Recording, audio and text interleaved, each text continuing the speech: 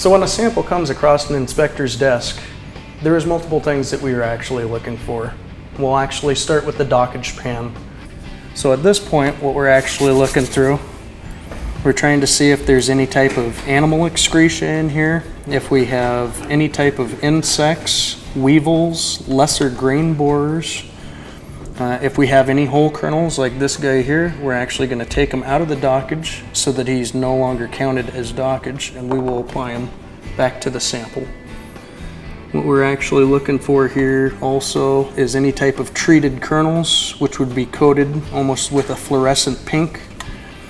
We're also looking for fertilizer pellets, any type of stones, which we would actually pick out of this portion here. We can also look for ergot, which is a fungus that is also a detrimental in large cases. Anything that is an unknown foreign substance, if it does not look natural and it does not belong there, then we make sure that we record that and that it does not actually keep going through the food supply. And then we'll go to the shrunken and broken. Now this is what that last station in the back actually did, was it takes all these smaller, they're still mature kernels, but they fell through the screenings itself, so this is actually going to count against the farmer. These are smaller kernels. After our shrunken and broken, we have our foreign material pan. This consists of about roughly 60 grams. So what we're going to do is actually go through and we'll remove anything that is not a whole kernel, anything that may be a chaff. Once again, if there's stones, any type of ergot.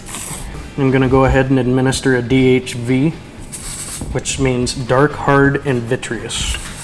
This is very crucial to the farmer as he would like to know how much of a percentage of the total value of his spring wheat are actual dark kernels.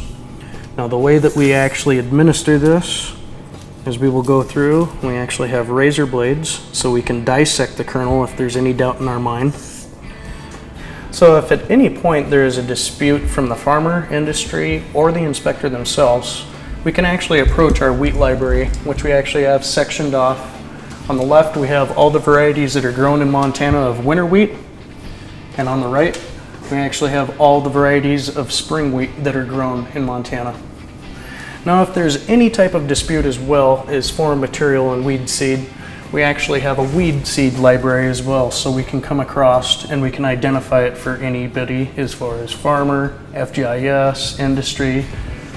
Now the importance of a mycotoxin testing is to actually see if there's any type of negative molds, anything that is not good for human consumption. It'll actually bring those out and let us know, and we are testing it through parts per million and parts per billion. Through this, we can actually see and be able to remove any type of like Fusarium mold, any other types of negative molds that may have detrimental causes to the human body when actually consumed.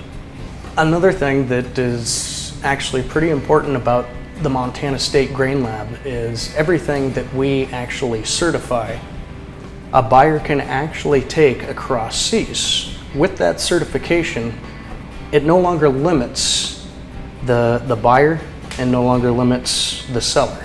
We want to make sure that we're 100% accurate and that we make our customers and industry very happy with the results that we give.